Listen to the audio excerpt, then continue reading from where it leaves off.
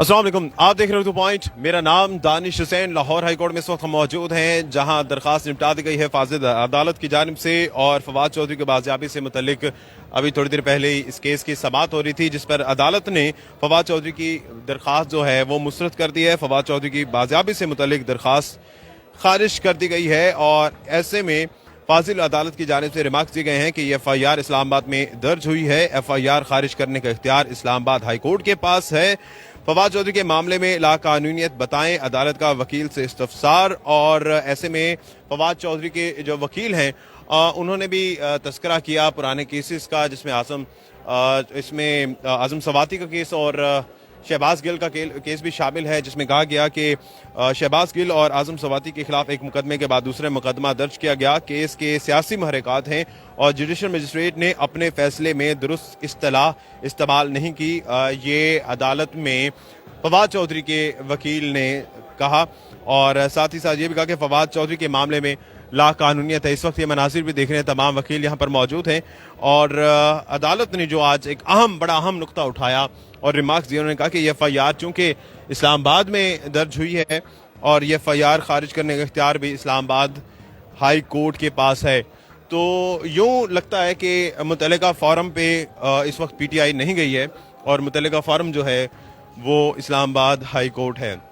शहबाज गिल यहाँ पर मौजूद हैं और इसके अलावा दिगर क़यादत भी है। आज सुबह से काफ़ी लोग थे, असद उमर, शिबली फराज, सब्तैन खान, ये तमाम लोग थे। कुछ ही देर के बाद तवक्को है कि यहाँ पर अहम प्रेस कॉन्फ्रेंस भी की जाएगी और शहबाज गिल की जानिब से या PTI के वकला की जानिब से इस वक्त यहाँ पर आप देख सकते हैं कि तमाम तर सहाफ़ी और बाकी लोग मौजूद हैं और इस अहम केस की जो समाअत है, IG पंजाब भी इस मामले में तलब किया गया आज अदालत में और IG पंजाब ने कहा कि मेरे इल्म में नहीं है कि फवाद चौधरी हमारी कस्टडी में नहीं है। और ये भी कहा IG पंजाब की जानिब से कि अगर IG पंजाब ने कहा कि मुझे पता होता तो फवाद चौधरी को यहाँ मैं अदालत में पेश करता। इस वक्त यहाँ पर आप मनासिर देख सकते हैं, बड़ी तादाद में वकला और सहाफ़ी और PTI के क़यादत भी मौजूद हैं।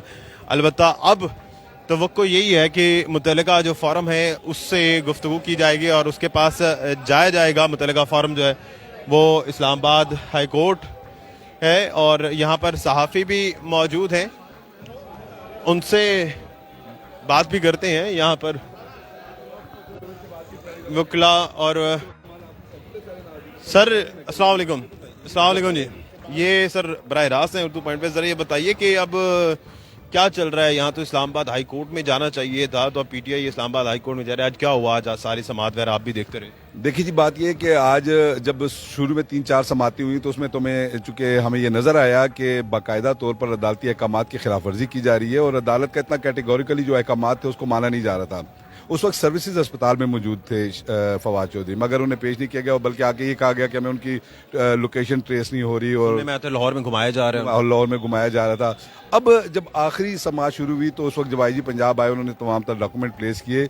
उस वक्त अदालत ने फिर उनसे ये इस्तफसार किया कि चूंकि ये मामला तो थाना कोसार इस्लामाबाद का है, तो आप यहाँ आकर चाहते हैं कि पर्चा क्रैश कर दें, वो तो हमारी जुरिस्डिक्शन नहीं बनती, वो जुरिस्डिक्शन बनती है इस्लामाबाद की, तो आप इस्लामाबाद हाई कोर्ट जाएँ। फिर वहाँ इन्होंने कहा, मुख्तलिफ वकला ने जो है अपनी तरफ से कानूनी दलाइल दिए। उनका ये कहना था कि अदालत की जुरिस्डिक्शन बनती है, ताहम वो अदालत को मुतमईन नहीं कर सके और अदालत आखिर में इस बात पर कन्विंस थी कि चूँकि इस्लामाबाद का मामला है तो इस्लामाबाद में ही जाके इस मामले को देखना चाहिए, वहाँ इस्लामाबाद हाई कोर्ट में से जो रुजू करना चाहिए, इसलिए दरख्वास्त मुस्तरद की गई।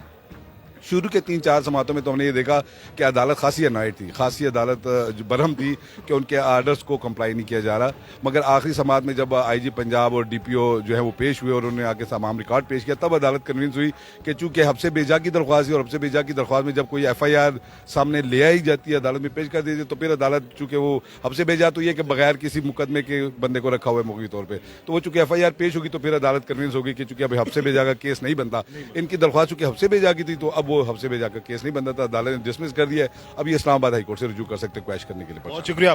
तो इस्लामाबाद हाई कोर्ट अब मुतल्लिका फोरम है जहां पर अब जाया जाएगा PTI की जानिब से और तमाम तर जो डॉक्यूमेंट्स हैं वो आज IG पंजाब की जानिब से भी दिए गए हैं और इस वक्त जो है यहाँ से आप देख सकते हैं कि लोग जो हैं वो जा रहे हैं और अब देखना यह है कि मरकज़ी सदर राना साहब मौजूद है। राना साहब, राना अब्दुल समी साहब ये बताएं कि मुतल्लिका फॉरम तो नहीं था आप लोगों का, ये इस्लामाबाद जाना चाहिए था। देखिए, जाना इस्लामाबाद चाहिए था।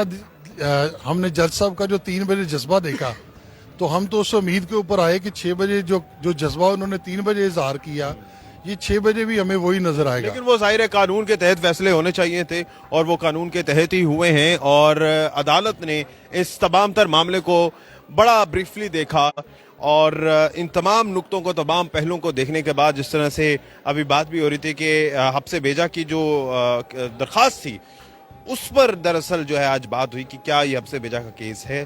चूंकि हब्से भेजा का नहीं केस बनता था, FIR दर्ज थी और मुतल्लिका फॉरम जो है इस्लामाबाद हाई कोर्ट है, तो अब जो है PTI इस्लामाबाद हाई कोर्ट से रुजू करेगी और देखना यह है कि वहां से क्या फैसला होता है। बहरहाल आज IG पंजाब भी यहाँ पर पेश हुए हैं, तमाम तर सूरत हाल से आगाह किया है। फवाद चौधरी इस्लामाबाद मुंतकिल हो चुके हैं और अब इस्लामाबाद में देखना है कि PTI किस तरह से अपना ये केस लड़ती है। जो भी अपडेट होगी लाहौर और इस्लामाबाद उर्दू पॉइंट आपको दिखाता रहेगा।